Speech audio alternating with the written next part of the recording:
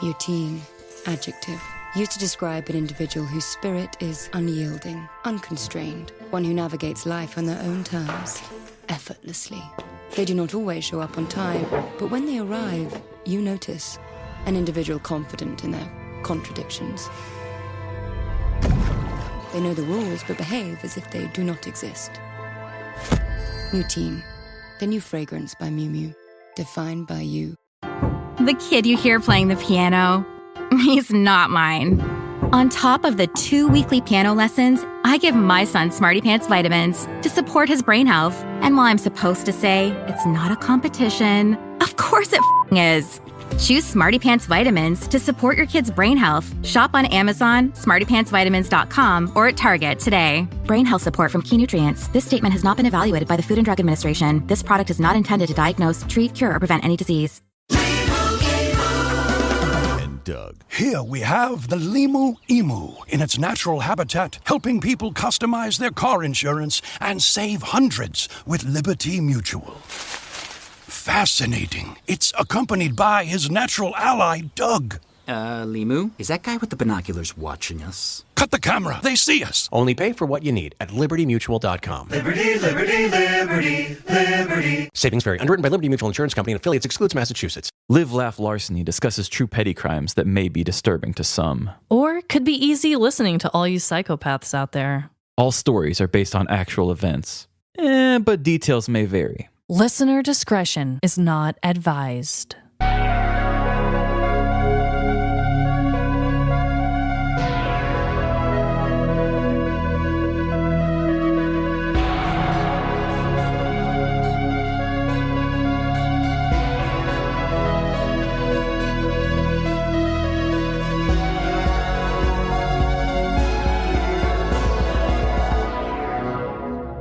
Live, Laugh, Larceny. Welcome to Live, Laugh, Larceny, the show that puts its thong on wrong and gets its panties in a bunch. This is Trevin. I'm Amanda. I was just picturing a backwards thong. I picture that a lot, actually. It made me giggle. So, Trevin. Yeah. What is your dreadful dilemma this week? This week, I have a dreadful dilemma that has to do with nostalgia and when it doesn't work out. Oh, damn. That hits hard. Okay, go on. We are millennials, and we learned, 15 years ago, how powerful nostalgia is for us. Like, we will buy anything that tickles that nostalgia bone deep inside of us. Yeah. And I've learned not to get my hopes up for stuff like anything Disney's been cranking back out. Just real life version of something we've already seen. They know that you're nostalgic for it, but it just doesn't work on us the same as it used to. Yes. Well, just like a bad MLM, one got me. I got a little excited for something, and I thought that I was prepared for it. I'm usually real with myself. Like when they made Anchorman 2, I said, this probably won't be good, but you're making this decision with yourself that you want more of this character, and you don't care how you get them. You're accepting a bad movie if it's bad. You just want more. Okay. So Netflix came out with Happy Gilmore 2. Oh, I have not seen this yet. Oh my God. Adam Sandler was one of my first big comedy heroes growing up. Loved Happy Gilmore. I think that was always my favorite one of his. Waterboy. Like Little Nicky, I wasn't sure about as a kid, but looking back, as just being weird and going for it in his career, very cool. I know that he does a lot more of the basic movies that you could just tell the heart isn't the same. Mm-hmm. Well, after I heard that they were doing Happy Gilmore 2, and they said he had turned down doing sequels before, and he said it has to be the right script. And I was telling myself, he's got this. He's going to do it right. He's not going to let us down. Mm. And when I watched it, a lot of it, he did. The movie was 2 hours long, way too long. Damn. If they would have cut all the parts of the movie that I didn't like out of it, it probably would have been a fine movie. Oh. But they just had to make it so big and overblown and stupid, and I just don't understand. You're familiar with the movie, right? With the original, yes. Okay, so in the beginning, it shows him having all the jobs. He's like, oh, I used to be a highway cleaner guy, and he takes a road cone and humps and pretends he has a big dick or whatever. He was a gas station attendant, and he puts the gas station hose between his legs and squirts it. And so each time he does these childhood things. In the beginning of the movie, he has 4 sons, and all those kids do those same things, but it's just a bunch of like dumb boys running around doing the same weird shit that he did as a kid. Oh, God. And I thought that was a good bit. I thought that was fun, and it did show a lot of heart for it. But I'm going to spoil a little bit. I'm sorry. Okay, if you don't want to be spoiled, here's the warning. Thank you. And I'm sorry to even do this to you. It goes against everything I believe in. Like, do not spoil a movie unless somebody asks to be spoiled. Right. But I just have to get this off my chest and talk about it. So the original movie came down to like getting his grandma's house back was by winning this golf tournament. Right. And of course, to pull a sequel off like that, it's going to be some dumb little silly thing that's like, oh, he's going to have to save himself again by using golf, most likely. And that's fine. I don't have a problem with that. Yeah. So he has to win his house back again because they're hurting for money, which is, again, I don't even care. If you guys want to take the easy, safe route and just do the same thing again, that is fine. What was weird, though, was that the guy who wanted to take it also wanted to run a competing golf company that was like golf but more fun. So there was like a stopwatch for how long you can go before you can hit it, and it's almost like Ninja Warrior at points where they had to run through things, which is like obstacles on the golf course? Yes, like obstacles on the golf course. And okay. There's even a part where they are like in a huddle up for the end of the movie, and the kids are like, Dad, are we trying to save the house or are we trying to save golf? And he's like, yes, that's what we're doing. And it seemed like it was kind of them making a joke at the fact that they were coming up and doing this like all over the place kind of idea at the end. Yeah. It wasn't said in the way that it felt like they were making that choice on their own. I don't know. But the end of the movie comes down to, a final putt. But this movie is so wacky, and this type of golf that they're against is so wacky that the green that they're on is a piece of ground that is kind of detached from the earth, and it spins like a giant disc. Oh my God. So the movie comes down to one final putt with Adam Sandler on one side and Bad Bunny on the other as they're being spun around on a big disc, and he's trying to putt the ball while the platform is spinning and try to figure out how to make it into the hole. And Bad Bunny's there? Like, that's distracting all on its own. I will say that the usage of Bad Bunny, I liked it. I actually liked a lot of the cameos, too. They used a lot. That was fine. You can do a bunch of cameos and you can do the same story again. Yeah. Where it was weird was just like, you're saving the future of golf. You got high-tech stuff. The ground is spinning. It's not even technically golf. It's like a different version of golf that they're playing. Like, why did they have to take it to that level? Yeah, like you could have cut all this high-tech stuff out and had a basic-ass sequel that was just nostalgic. It could have been an hour and a half. It would have been better. Yeah. It was just so bizarre. Somebody brought it up to me at work, and I'm like, oh, that was like a fever dream. I forgot. It all came down to Happy Gilmore on a spinning platform trying to sink a putt with Bad Bunny on the other side. The Bad Bunny stuff was cool because, he had the hairy dude that was his caddy most of the movie. In this one, Bad Bunny is his caddy. Oh. So they have a bunch of little like silly caddy stuff on the side, which is totally great use of Bad Bunny. Just weird, unnecessary bullshit. We write ideas and stuff, and it's just like, I would have to be on something.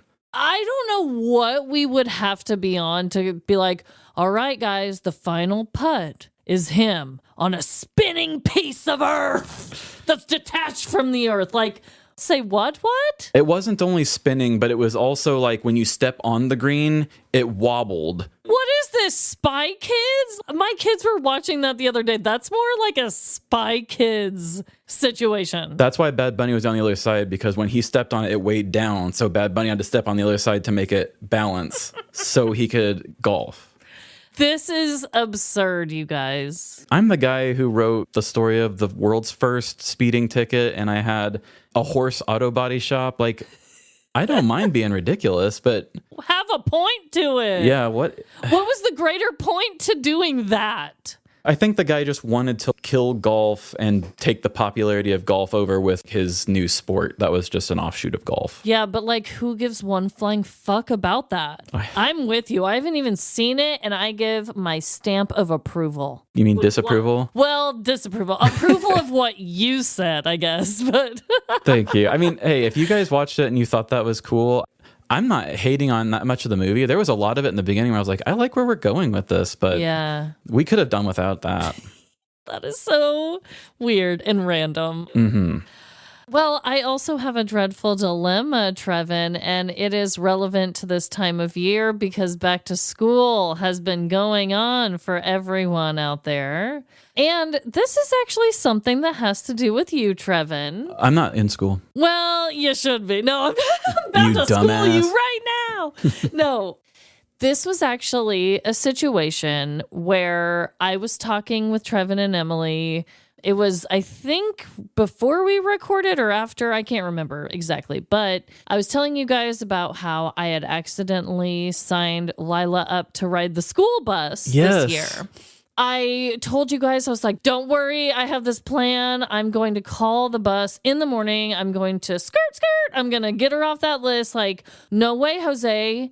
And you really helped me take a step back and really think of a different perspective because you said, whoa, sister. Mm-hmm. You said, Lyla wants to ride the bus and you're actively going to try to change that? You're like, that's extra time for you. Mm-hmm. You know, that's a little bit of independence for her. Why not just try it? I don't know. Just hearing that from you was completely out of the perspective that I was currently having.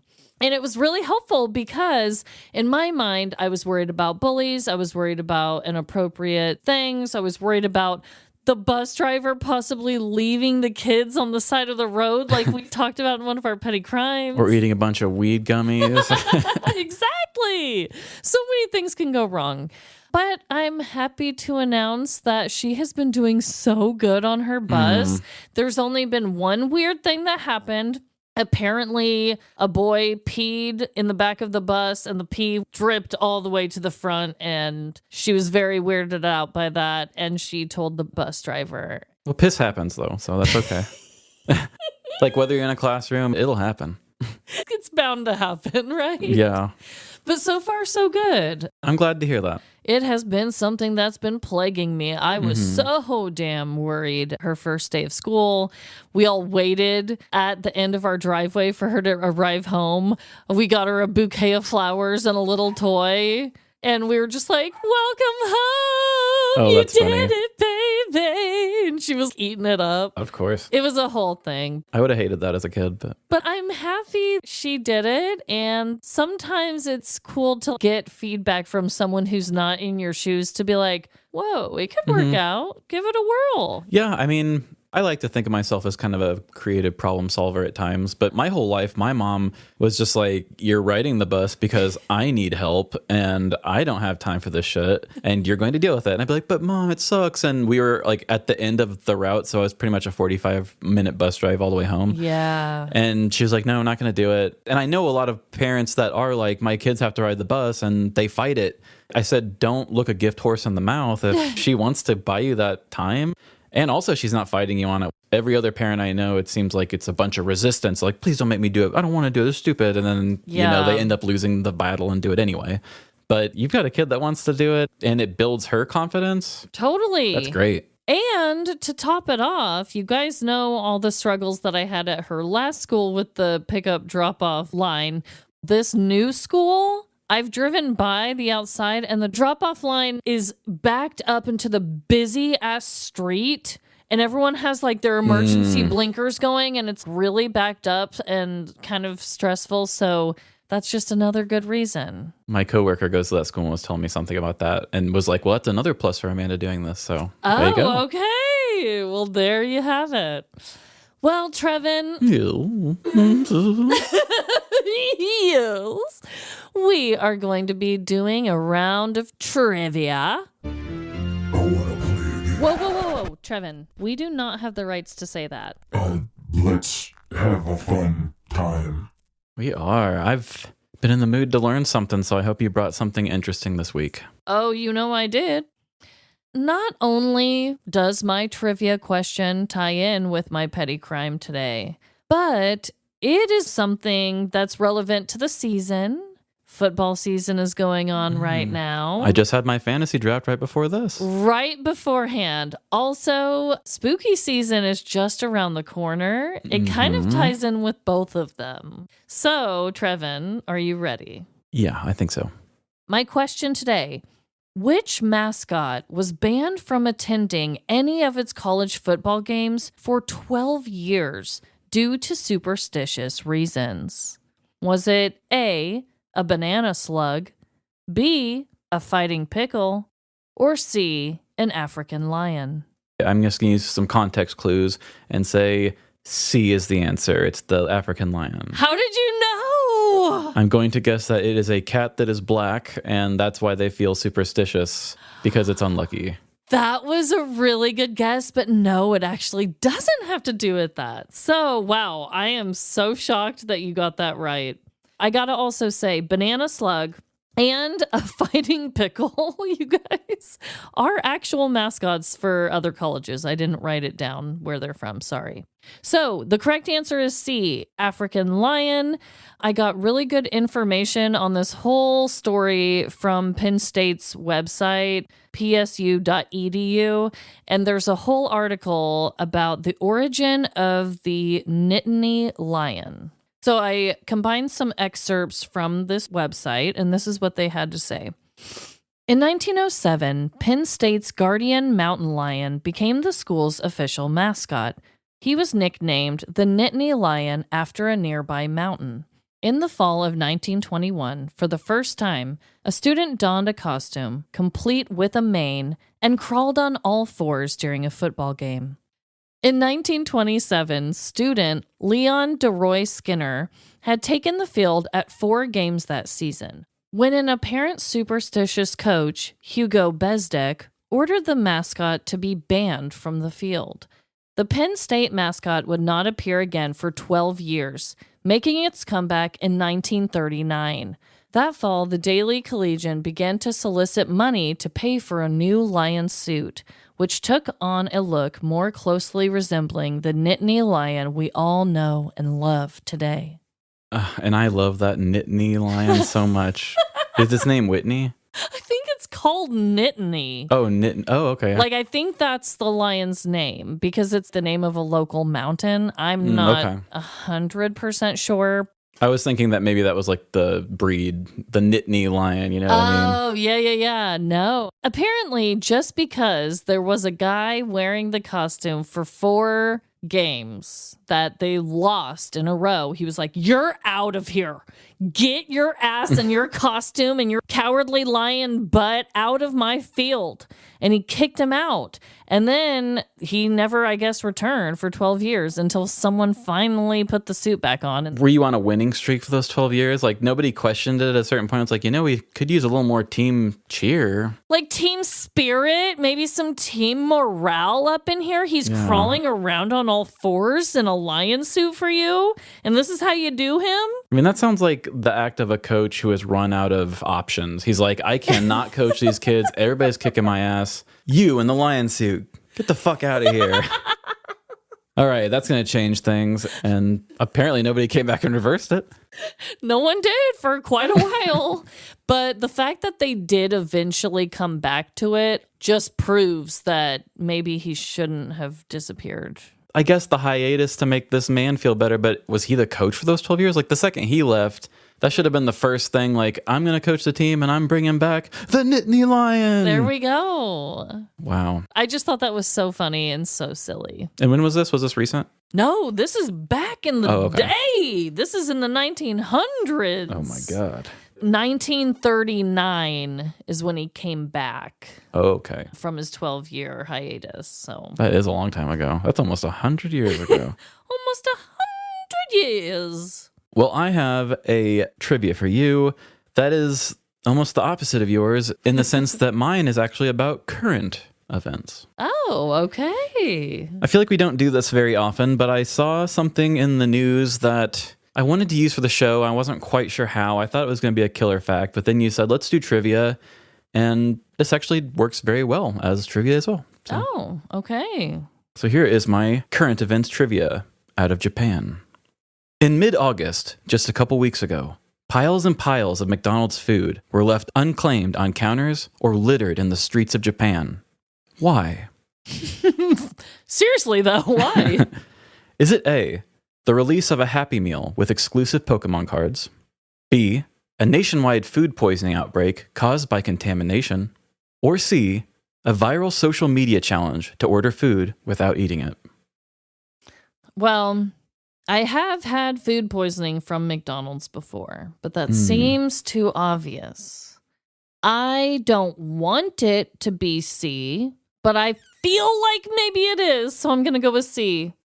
And you are incorrect. Oh, God. Okay. Actually, good. Which one is it? A, B? It is actually A. Oh, Pokemon. Okay. So coming from Yahoo News, catch 'em all, but dump the fries. Pokemon fans leave McDonald's Japan in massive food waste drama. Piles of untouched Happy Meals littered sidewalks outside McDonald's restaurants in Japan over the weekend, as frenzied customers scrambled to buy limited edition sets with Pokemon cards.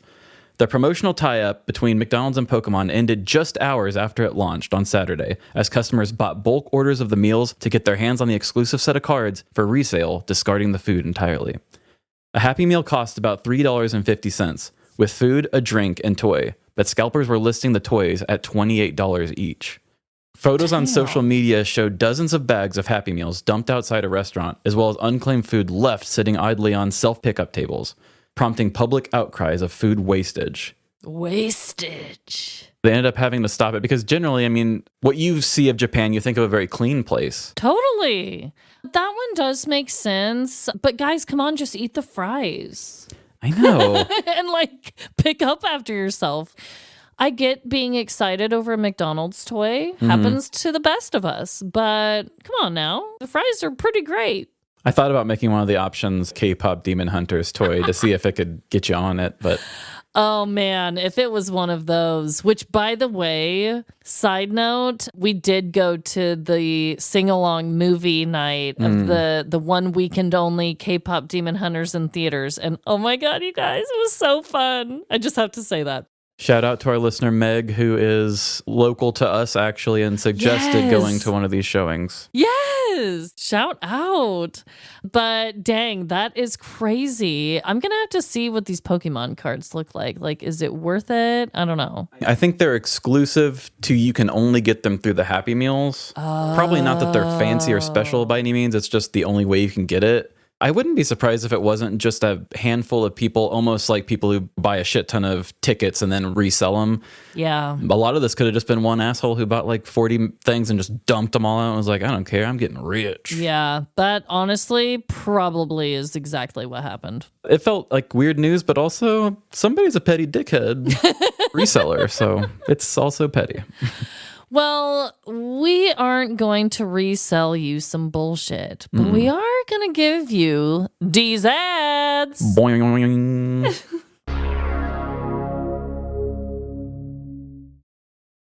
So good, so good, so good. New fall arrivals are at Nordstrom Rack stores now. Get ready to save big with up to 60% off Vince, Kurt Geiger London, and more. How did I not know Rack has Adidas? Because there's always something new. Join the Nordy Club at Nordstrom Rack to unlock exclusive discounts on your favorite brands. Shop new arrivals first and more. Plus, get an extra 5% off every Rack purchase with a Nordstrom credit card. Great brands, great prices. That's why you Rack.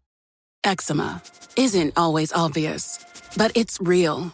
And so is the relief from Ebglyss. After an initial dosing phase, about 4 in 10 people taking Ebglyss achieved itch relief and clear or almost clear skin at 16 weeks. And most of those people maintain skin that's still more clear at 1 year with monthly dosing. Ebglyss, lebrikizumab, LBKZ, a 250 milligram per 2 milliliter injection, is a prescription medicine used to treat adults and children 12 years of age and older who weigh at least 88 pounds or 40 kilograms with moderate to severe eczema, also called atopic dermatitis, that is not well controlled with prescription therapies used on the skin or topicals, or who cannot use topical therapies. Ebglyss can be used with or without topical corticosteroids. Don't use if you're allergic to Ebglyss. Allergic reactions can occur that can be severe. Eye problems can occur. Tell your doctor if you have new or worsening eye problems. You should not receive a live vaccine when treated with Ebglyss. Before starting Ebglyss, tell your doctor if you have a parasitic infection. Searching for real relief? Ask your doctor about Ebglyss and visit ebglyss.lilly.com or call 1-800-LILY-RX or 1-800-545-5979.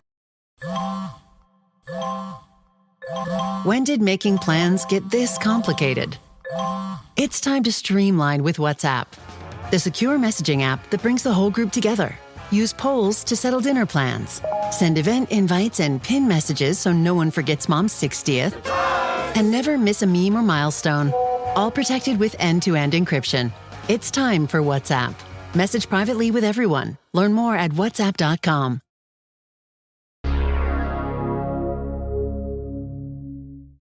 And we are back.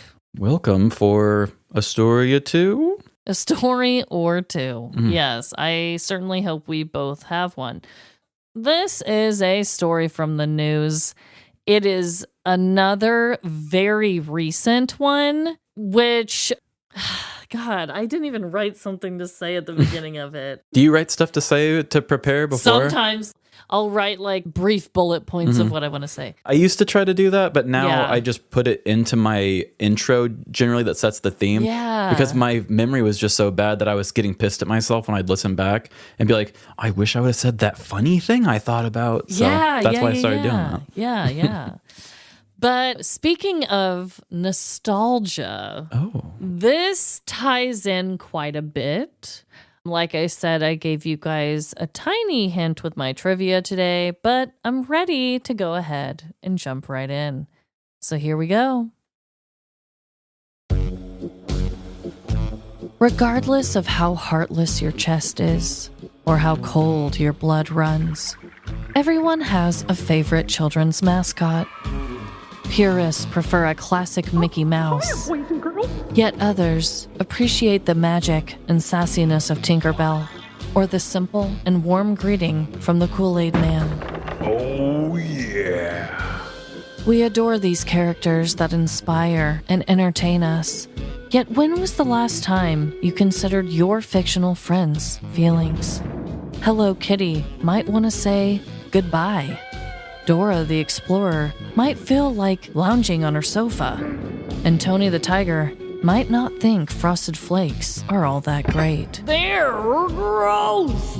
Today's story is about a nostalgic, yet current, children's mascot. One that reflects the character and the man behind the mask. While many know him by his full name, few gave him the respect he craved. This is the villain origin story of Chuck E. Cheese.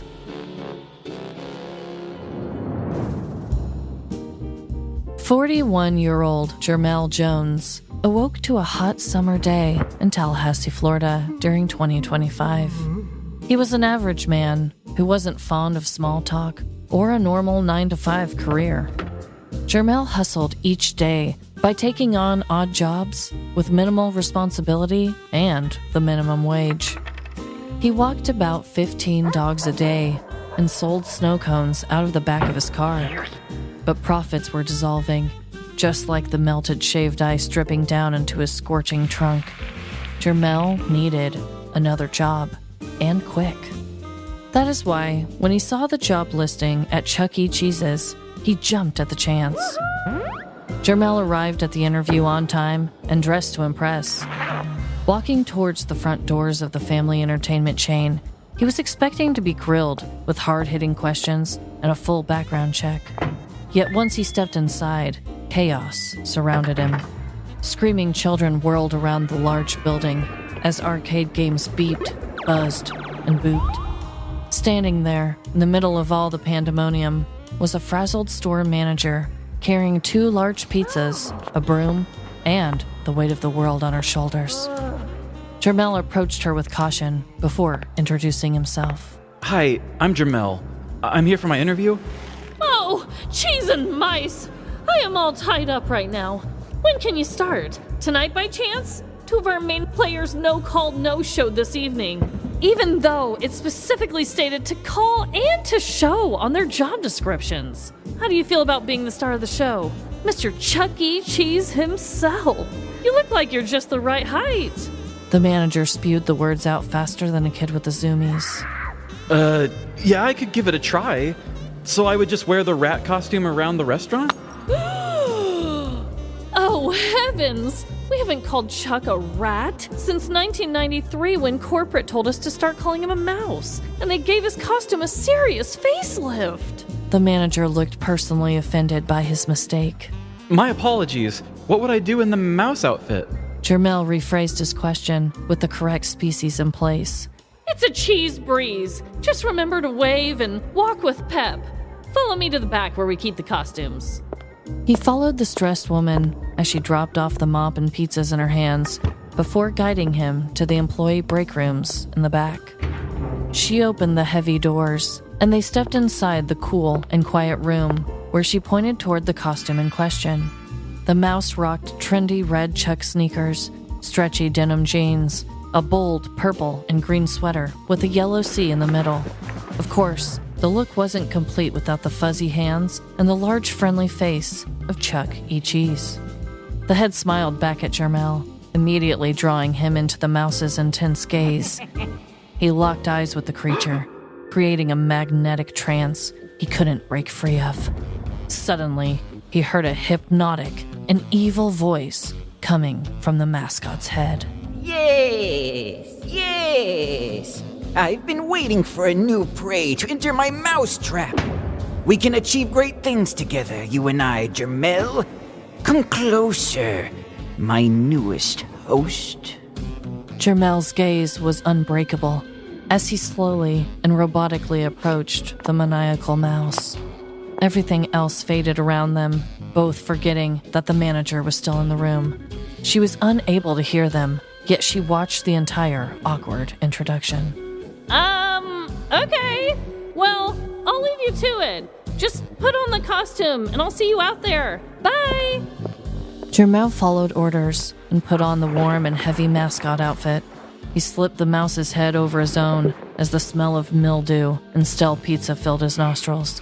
Just as the head screwed on, Jermel lost complete control of his mind, body, and soul. He was no longer Jermel Jones. He had an ornery and anxious energy coursing through his veins, and a keen sense of smell for dairy. He had become Chuck Entertainment Cheese. Chuck stomped out into the main floor, filled with loud kids, corny music, and helicopter parents. That ball pit's not sanitary! He waved at the children and walked with loads of pep, but behind the mask was a sinister attitude. Amid his normal mousy behavior, Chuck tripped kids who ran too close to him. He whistled at all the MILFs and eventually succumbed to his insatiable desire for larceny. As an overwhelmed mother struggled to feed all the children pizza at her son's birthday party, Eat your damn pizza! Chuck used his grubby, fuzzy fingers to snag the woman's credit card off of the messy table and hid it inside of his mouse pouch. Finally, his shift had come to an end. Jermel struggled to remove his costume as it stuck to him like glue. He pulled, punched, and shimmied his way out of the mischievous mascot, leaving him feeling naked and afraid. Even with the costume off, Jermel still felt the deep and dark connection to Chuck. It was as if the mouse was a part of him now, burrowed permanently into the depths of his mind. He left the family establishment in a huff, got in his car, and took off down the road in a hurry. Jermel whipped his vehicle into the parking lot of a local smoke shop to get something to take the edge off. Only, once inside, he realized he didn't have enough money to pay. That is when an eerie and familiar voice came back into his subconscious. Oh, Jermel, you forgot so quickly. Don't you remember the great things we've achieved together? Check your pocket. I think you'll find the solution to all your problems. Jermel reached down into his pant pocket to discover the stolen credit card he took from the birthday boy's mom. That's it, you smart little pet. Now spin to your heart's desire. Almost a month went by, with Jermel and Chuck intertwined as one evil character. Each time he clocked in and donned the mouse mask, the wickedness spread and became more all-consuming. He returned to the Chuck E. Cheese's one Wednesday evening for another shifty shift. Stepping inside the sensory overload he called work, he noticed police officers standing at the hostess stand. A shiver tingled down his spine as both he and Chuck knew they might be in danger. Hello, are you Jermel Jones? The officer peered into his eyes like laser beams, causing Jermel to clear his throat. Why, yes, that is me, officer. Is everything all right? I'm gonna need you to wait right here, young man. I'm gonna run out to my cruiser to get something real quick, and I have some questions for you. And don't you even think about running off. The officer threatened in his big boy voice before exiting the front doors. As soon as the officer left the building, Chuck's voice boomed from inside Jermel's mind. Come to me, my precious host, before it's too late. Jermel ran to the break room and quickly hid inside the large mouse. Chuck E. Cheese walked back out to the busy floor, trying to blend in, when a mom and 2 kids approached him. Hey, Chucky! Can we get a picture? Yet before he could respond, the officer was back and standing behind him. Chucky's a little bit busy, ma'am. Chucky, come with me. The officer grabbed the mouse's arm firmly, causing Chuck to pull away. Chucky, stop resisting! Stop resisting, Chucky! The officer grabbed both of Chuck's arms and held them behind his back. He then placed handcuffs around his fluffy wrist as onlookers watched in horror. These are children! One mother shouted out at the officer. It's not my call, ma'am. The officer responded in a calm tone as he escorted Chuck E. Cheese out of the arcade and into his police cruiser.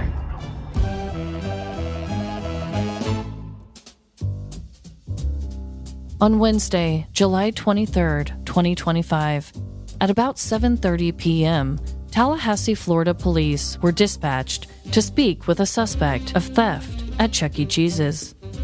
An unnamed victim had reported hosting their child's birthday party at the family establishment back in June, and shortly afterwards noticed her missing credit card and $105.57 worth of fraudulent charges. The woman flagged the purchases and noted that they were made at One Smoke Shop, Whataburger, Circle K, Time Saver, and a few other shops. The determined mother then somehow obtained surveillance footage from one of the stores where charges were made. It was in the video that she recognized 41-year-old Jermel Jones, a regular employee at the local Chuck E. Cheese's. Officers approached Jermel at his workplace, telling him they needed to ask him a few questions. The officer was quoted stating, Jones looked very nervous, with wide eyes and squared shoulders in a tense manner. Yet, when the officer returned to his vehicle for evidence to properly ID him, Jermel quickly changed into the Chuck E. Cheese costume. Once the officer returned, he was able to confirm with another employee that Jermel was now dressed as the well-known mouse mascot. He stopped Jermel from taking photos with another woman and her kids, stating, Chucky's a little bit busy, ma'am. Chucky, come with me. The officer handcuffed Chuck Entertainment Cheese and escorted him outside as children, families, and birthday parties were stunned by the scene. One parent that witnessed the arrest was quoted, saying, My kids all week were like, why did Chucky get arrested? After a search done by law enforcement, they located receipts linked to the fraudulent charges and a small amount of marijuana. Jermel Jones was booked and released by the Leon County Jail Thursday morning on a $1,000 bond. He was charged with theft of a credit card, criminal use of personal identification info, and fraudulent use of a credit card more than twice within 6 months. It is too recent for punishments to be determined. We all have a favorite children's mascot, but that doesn't mean they can't become petty criminals. Sometimes, the worst characters are disguised by fuzzy fur and sparkling eyes. Let Chuck E. Cheese be a lesson to us all about how easily a cute mouse can transform into a rat. Bringing back the rat. I like that. That was a good thing to end it on. I like that. Thank you. And it is true. I even looked up pictures of the Chuck E. Cheese costume, and he was very much more rat-like with like a really long pointed nose. He even had a cigar way back in the day. And also something I didn't even include is that originally he was supposed to be a coyote costume, but a rat costume got sent to their store instead, and they just kind of made it work, I guess, instead of returning it. That's a big accident. It's a huge accident. And then they were going to name it like Rick Rats something. And then they were like, oh, rats and food don't really make people hungry. It was actually a very weird evolution to how they got to Chuck Entertainment Cheese. That's interesting. Yeah, this was a very recent one, another ridiculous costume one on my one that I did years back about Cookie Monster. Yeah, and the fight. That was more from the perspective of the people in the park. And I wanted to dive a little deeper to the man behind the mask. And I told you, Trevin, that I was kind of inspired by the Green Goblin character, which William Dafoe played, and how the mask would haunt him and speak to him in this creepy fucking voice from the corner. And let me just say, you nailed that voice. Oh, thank you. I wanted to listen to a video of Chuck's voice again to get ready, but I just kind of went with it. I was trying to remember the commercials, and I was like, where a kid can be a kid. Like, I think that's about what his voice sounded like. I might be way off, but... No, I think you're so on point. You nailed it to perfection. It was such a silly little bit that I did for you, so you handled it well. Okay, I did know about this crime before, not that I knew you were covering it today. When you gave me the guy's name, I didn't remember his name. I just remembered Chuck E. Cheese crime. Yeah. This was on my list, and I didn't read too deeply into it. I try not to do that unless I'm like right about to do it, so I can still kind of feel like I'm freshly discovering it. Yeah. But I didn't realize that he had talked to the cop before putting the suit on and then going out. I thought that they had just came and crashed him in the middle of his shift, but he actually just tried to go about his shift. Yeah, and I thought that made me telling it in this almost like villain origin. I even looked up what are villain origin story tropes, and it's like they're almost forced into evil, right? So anyway, I was trying to give it that vibe. But yes, recently the body cam footage just a few days ago was released. So this story took place over a month ago, but as I was finishing it up this weekend, I think is when the footage came out. So I was able to watch it and get a little more information. But in the body cam footage, it shows the cop go up to the hostess lady and he's like, was that guy that was just up here, is he now in the mouse costume? And she was like, yeah. And he like goes he up does to that. him. Yep. So I don't even know if Jermel was ever dressed as Chuck E. Cheese. Like maybe he never was, because the mom who did all that detective shit to track down who stole her card recognized his face, which makes me think in real life, he probably isn't in that costume and he was just doing that to hide. He was just trying to be like a little MacGyver and like, I'll wear someone else's suit and they'll just think I'm Chad on the job. And I could be wrong, but just because the fact that the mom, she's got the store to give her their surveillance footage and she saw it and was like, yep, I know that face from Chuck E. Cheese's. It makes me think maybe he worked there a while and wasn't covered up in the costume. But for story purposes, this made it way more fun. As far as a person's reactions or ways to solve a problem, like let's say he never wore that costume once before, that would be very funny. I'm going to just do this and go masquerade as somebody else on their shift to see if maybe they'll go away. Like, hey, where'd Jermel go? And just be like, He's like, I'm just Mickey Mouse. Or not Mickey Mouse. Why do I keep I'm just calling Chuck E. him? Cheese. Well, they're both mice. I'm just a little rat boy. Don't mind me. That's funny. So I really don't know. I tried and tried to find any article that was like, is he normally dressed as the mouse? Is this just something he did to hide? I just know he worked there, and I thought it'd be fun to write it in this way. So I've got a couple questions. First, it's kind of my normal question. As a parent, when's the last time you've had experience with this? When's the last time you went to Chuck E. Cheese? Oh, man. It's been a few years. We did go to a little boy's birthday party the last time I was there, but that has probably been 4 or 5 years ago. It's been a while. So before Winnie. Yes, before Winnie. Winnie, I don't think has ever been there. We have other places we prefer. No shade to Chuck Entertainment Cheese, but... Yeah, I mean, he's the OG. You got to give him his props. I bow down. It's very nostalgic for me. I used to go there all the time as a kid, but it's not a place that we frequent. Okay, and as a Kansas City podcast, I feel like we must talk about, are you aware that there is a adult version in Kansas City that they recently opened in July? What? Yeah, they rebranded the one on Ward Parkway. Here, I'll give you an article from the Kansas City Star from July 24th of this year. Oh my God. Chuck E. Cheese for adults launches in Kansas City. Retro games, alcohol, and more. Chuck E. Cheese is fully aware it's a nostalgic place for adults, while parent company CEC Entertainment still operates children's play locations across the United States. Its perhaps even more dedicated fan base is animatronic-loving 80s and 90s babies. Now the business is fully leaning into its legacy by opening Kansas City's first Chuck's Arcade, a retro version of Chuck E. Cheese that welcomes all ages but caters to adults. It slowly underwent the transition into Chuck's Arcade over a month ago. They told the Star, kiddies' rides were removed and vintage posters and memorabilia were hung up on the walls. Televisions around the arcade played glitchy films of decades ago birthday parties. Old arcade games like Defender, Donkey Kong, Mortal Kombat, and Tron were rolled in. Then a truck arrived with a special delivery, a vintage Chuck E. Cheese animatronic. Made sometime between the early 80s and mid-90s, the bot lives in a glass case at the front of the store. Oh shit, we have to go now, Trevin. I'm into it. Would you be down? Would you go? Sure, I like games. Oh my God, Chuck's Arcade. That was a smart business move. Yeah, we'll see if that causes them to branch out and do them in more cities. How fun. But yeah, very nostalgic thing that we all love. Mm-hmm. Well, we will see how things turn out for him.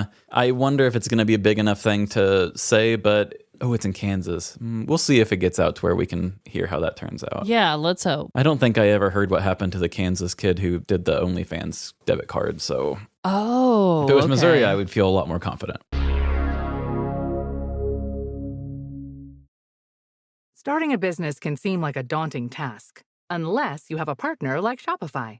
They have the tools you need to start and grow your business. From designing a website to marketing to selling and beyond, Shopify can help with everything you need. There's a reason millions of companies like Mattel, Heinz, and Allbirds continue to trust and use them. With Shopify on your side, turn your big business idea into... Sign up for your $1 per month trial at shopify.com/special offer. In 1988, a small New Jersey town is shaken by horror. A devoted mother murdered, satanic symbols scattered throughout her home, and her teenage son vanished without a trace. Was this a demonic ritual or a calculated act of evil? Horror master Eli Roth unravels the terrifying truth in Let the Devil In. Now streaming new episodes Sundays exclusively on MGM+. This episode is brought to you by LifeLock. When you visit the doctor, you probably hand over your insurance, your ID, and contact details. It's just one of the many places that has your personal info. And if any of them accidentally expose it, you could be at risk for identity theft. LifeLock monitors millions of data points a second. If you become a victim, they'll fix it, guaranteed, or your money back. Save up to 40% your first year at LifeLock.com/podcast. Terms apply.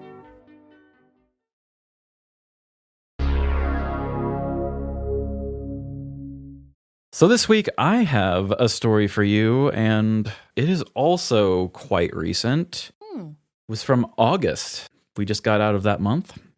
I really wrote this with you in mind. You like a lot of tea and stuff. You put me in some acting spots. I'm going to have you play some acting roles in this one. And it's going to deal with one of my very favorite things.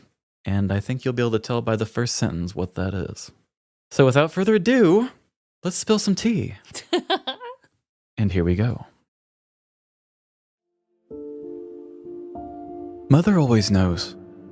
Maybe it's guilt, a burden so heavy, it tunes her to every tiny shift in those she loves. Maybe it's a soul connection with the life she once carried. Or maybe the brutal act of being cut open and ripped apart is what grants her intuition. I have a good feeling about this kid. Whatever the reason, one thing's for sure. Moms be knowing stuff. They know when you're lying.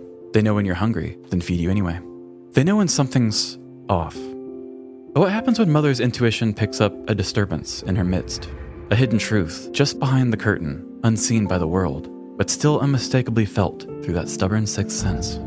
What happens when a mother knows something and decides to act on it? Today, we're sliding our petty little legs into someone else's mom jeans. Because sometimes, a conflict is best handled by mother.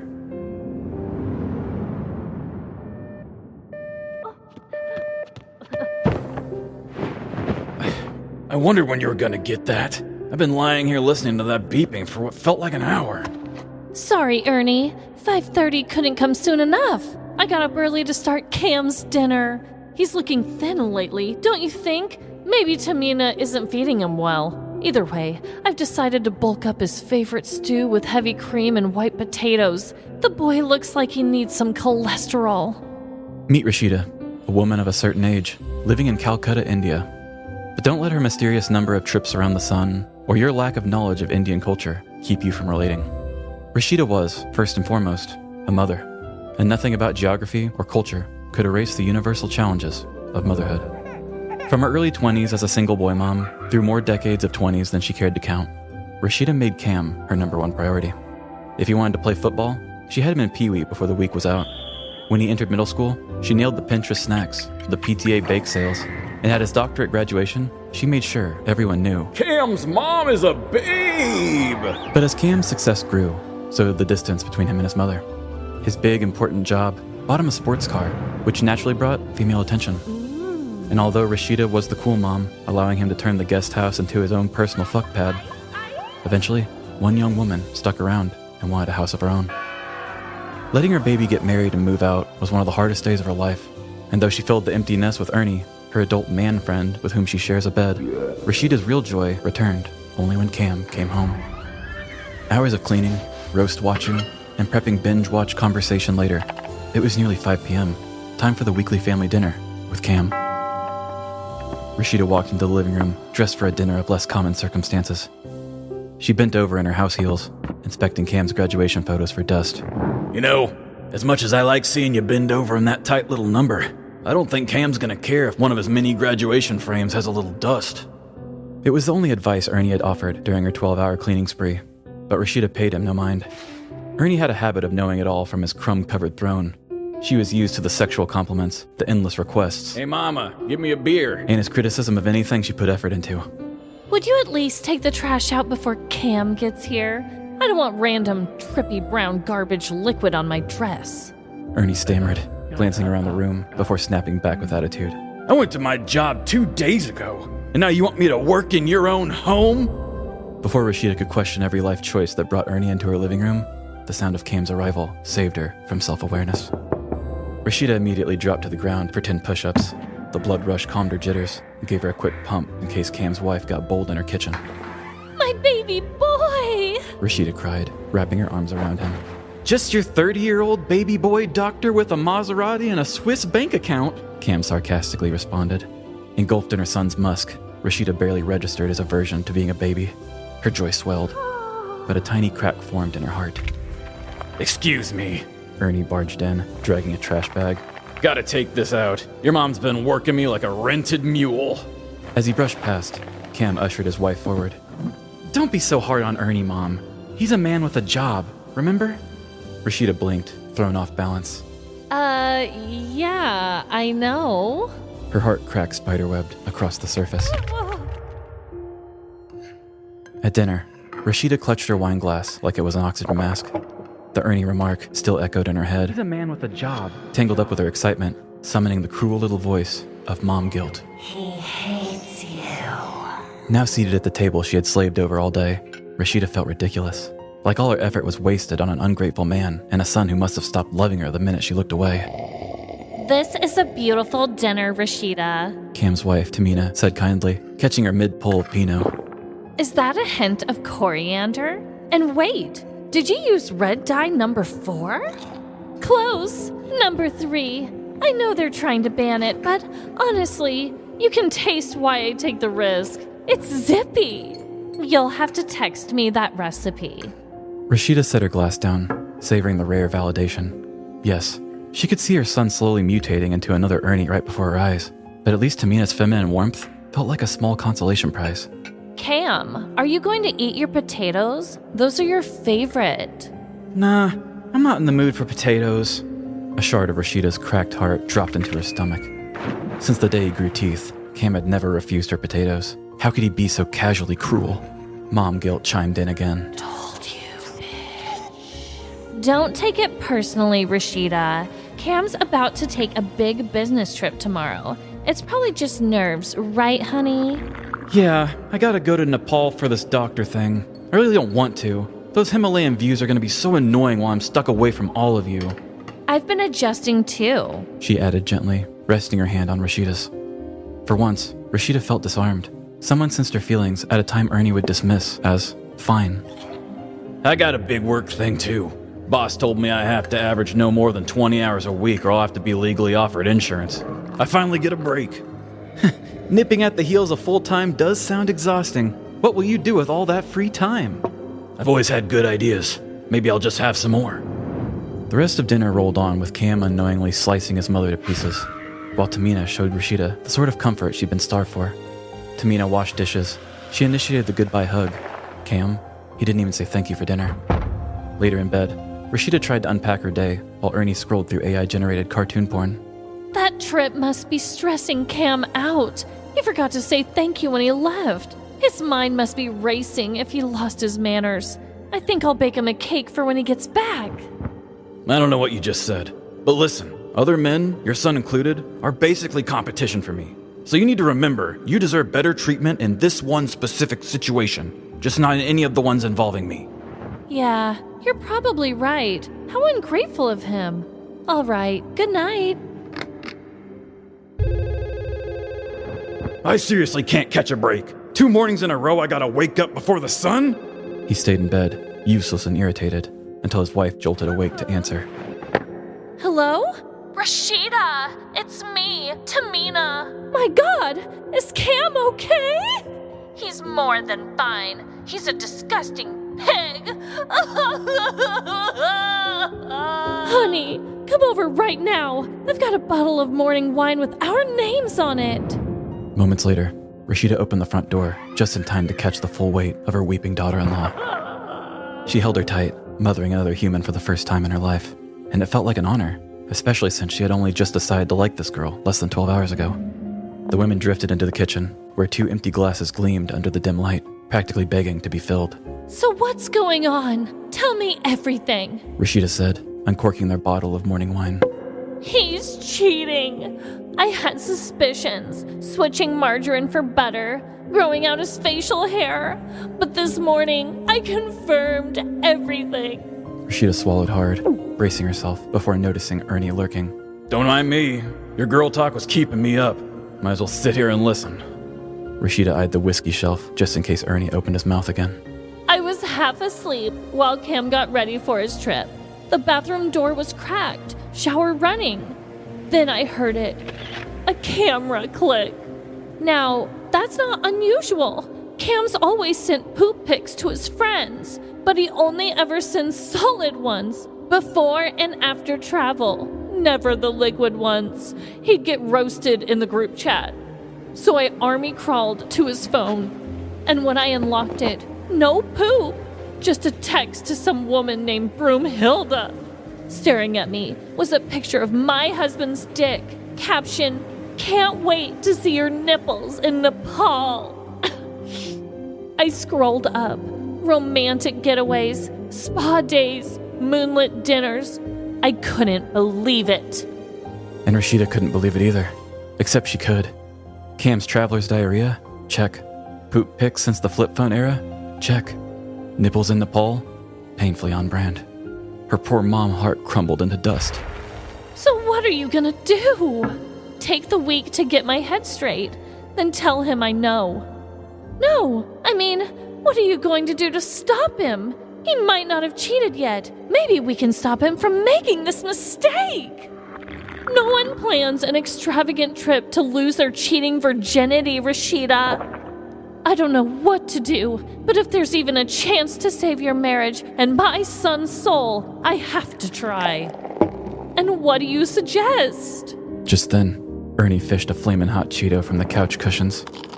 Hey, Ernie, weren't you bragging about your good ideas? Now's your chance. Ernie sat in silence, then burped. You already know where he's headed. If you really want to stop him, just call a bomb threat on the plane. Tamina's eyes went wide. Rashida stared at the phone like it was a detonator. Her better judgment screamed no, but then she looked at the wall. Every photo of Cam, every sacrifice. She'd moved mountains for him before. What was one more? If saving his marriage means burning my life down, then so be it. I'm still probably divorcing him. Ernie, bring me the home phone. Come on, Mama. You already woke me up. I'm tired. Rashida rose from the table herself, moving to the living room. She took the phone off Ernie's side table, then paused. She thought about all the calls she had made for the betterment of Cam. Little League sign-ups, school fundraisers, telethon pledges. Always she had answered the call for her son. Now as a mother, she faced the biggest one yet. Because if someone had stepped in for her, maybe she wouldn't be stuck with Ernie. So she tightened her grip, took a breath, and dialed the number. Not to talk to her son, not to book a hotel, but to threaten a plane. For love. In August 2025, a Nepal-bound Biman Bangladesh Airlines flight was halted on the runway at Dhaka's Hazrat Shahjalal International Airport after an anonymous caller claimed a bomb was on board. The flight, scheduled to depart at 4:45 p.m., was immediately grounded and searched for nearly 3 hours.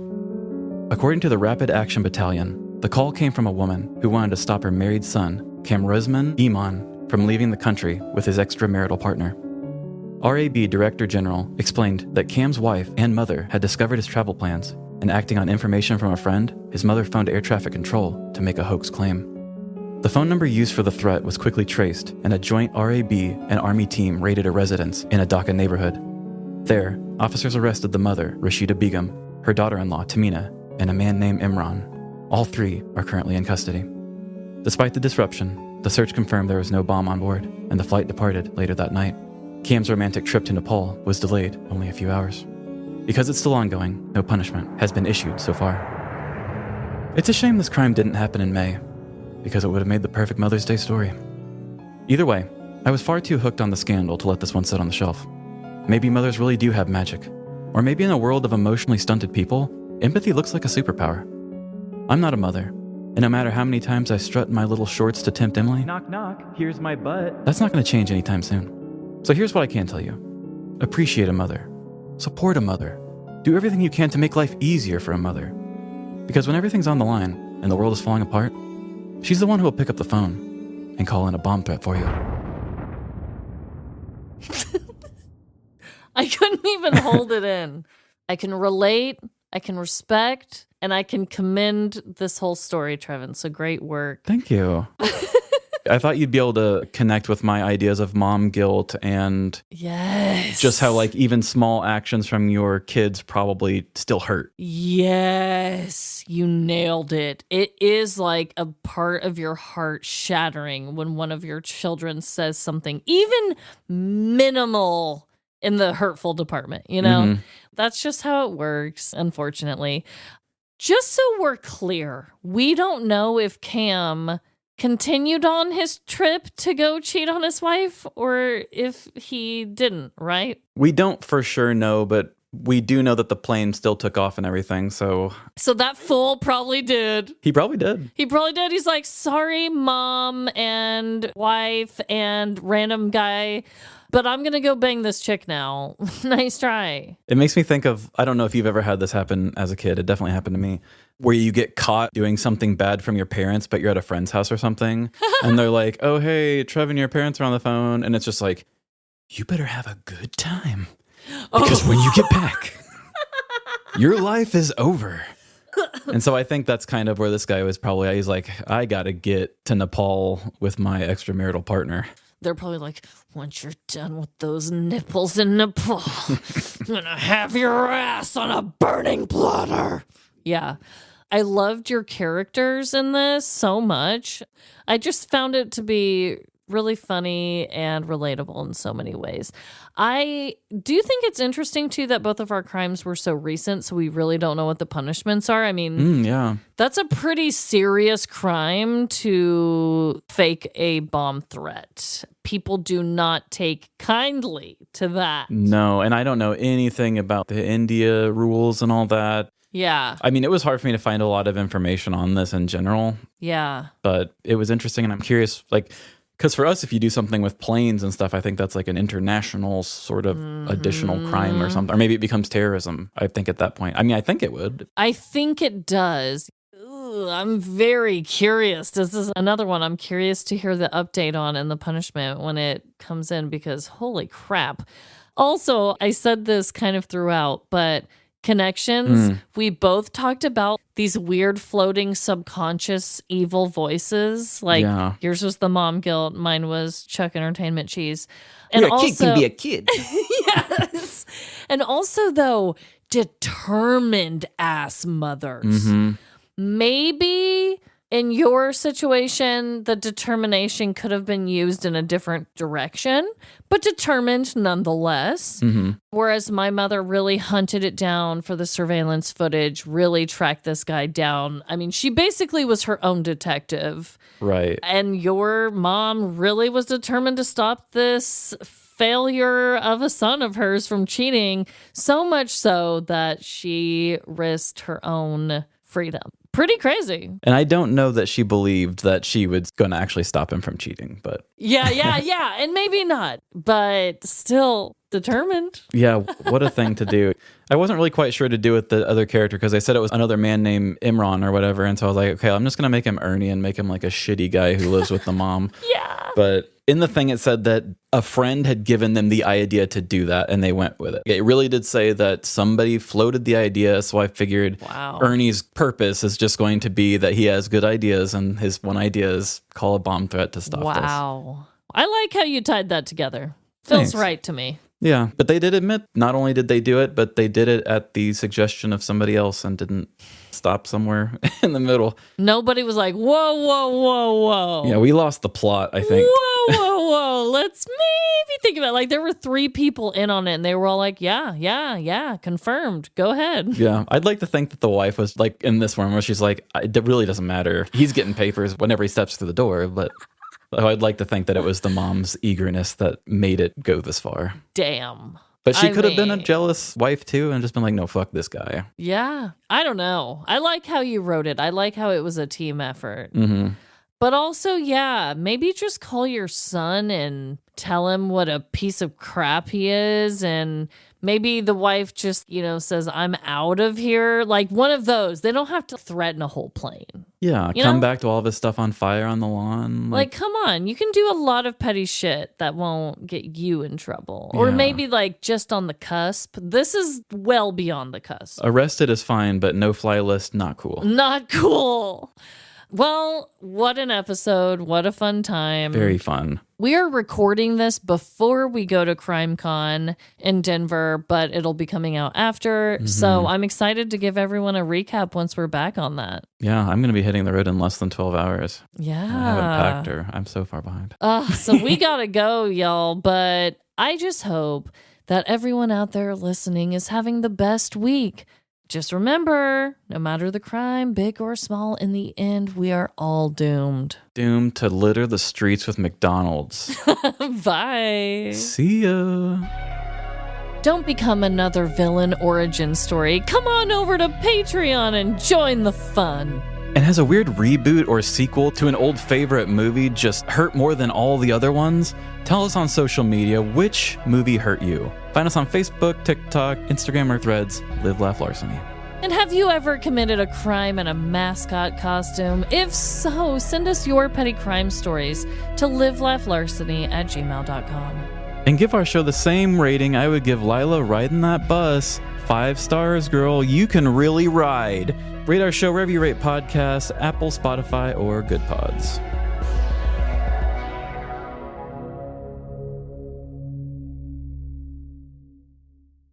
When an apparent superstitious coach, Hugo Besdick, ordered the mascot to be damned. I order you be damned. He ordered the mascot to be damned to hell. Oh, I'm into that. Straight to the fire. Like this guy takes his job very seriously. What are you hoping to see by 2050? And this is quite a statement. I think we will certainly have demonstrated that space-based solar power can be done and that you can have not just detectable power, but useful power transmitted from space to Earth. Today, I'm joined by Lauren Lyons. She's an incredibly accomplished aerospace consultant, engineer, former SpaceX and Blue Origin mission lead. Join me, Chris Hadfield, on the On Energy podcast. Listen wherever you get your podcasts. Hey girl, this is a matching set emergency. Ugh, my favorite Lululemon leggings and Define jacket. You know the set you got me years ago? The one you've seen me wear at every yoga class? Well, I just got back from a weekend trip and had left my gym bag at the B&B. Girl, I need to replace this outfit. Could you send me the link to where you got it? I need it ASAP. I don't know what I'll do without it. Thanks, girl. Looking for your newest go-tos? Shop Lululemon's best sellers now at Lululemon.com.